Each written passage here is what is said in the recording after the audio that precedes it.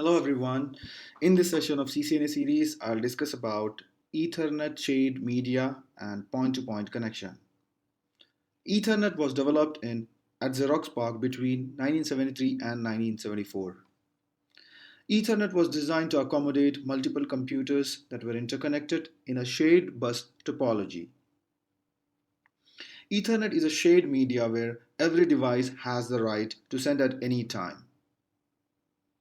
And if more than two devices send data, then a collision could occur.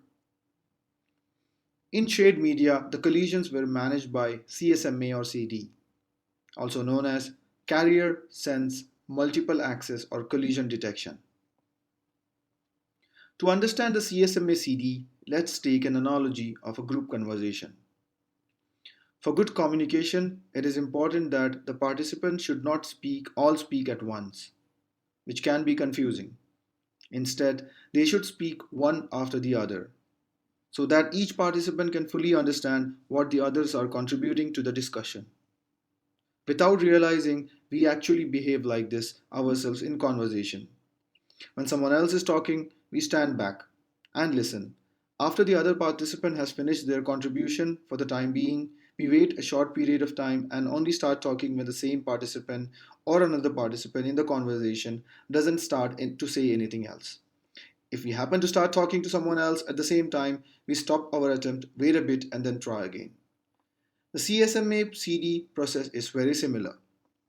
In the CSMA-CD access method, all network devices that have messages to send must listen before transmitting. If a device detects a signal from another device, it will wait for a specified amount of time before attempting to transmit. When there is no traffic detected, a device will transmit its message. While the transmission is occurring, the device continues to listen for a traffic or collision on the LAN. After the message is sent, the device returns to its default listening mode. Later on, the physical topology were also changed to a star topology using hubs.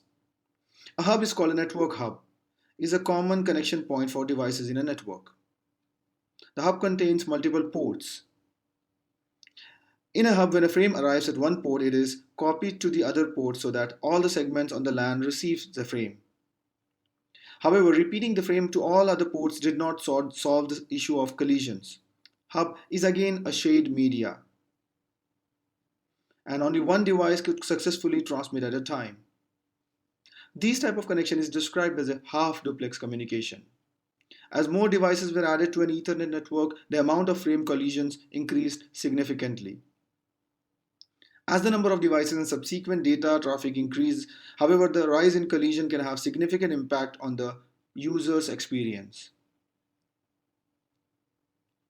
A significant development that enhanced LAN performance was the introduction of switches to replace hubs in Ethernet-based networks. Switches can control the flow of data by isolating each port and sending a frame only to its proper destination, if the destination is known. Rather than sending every frame to every device, the switch reduces the number of devices receiving each frame, which in turn reduces or minimizes the possibility of collisions. It allows a full duplex communication, having a connection that can carry both transmitted and received signal at the same time. Switches are more advanced than hubs and treat each port as a separate point-to-point links. This means that bandwidth is no longer shared across the whole LAN. Therefore, the switch acts as a boundary to prevent collisions from happening across the network. That's it for this session. In my next session, I'll discuss about concepts of PoE. Thank you for watching. Please do like, share, subscribe, and hit the bell icon.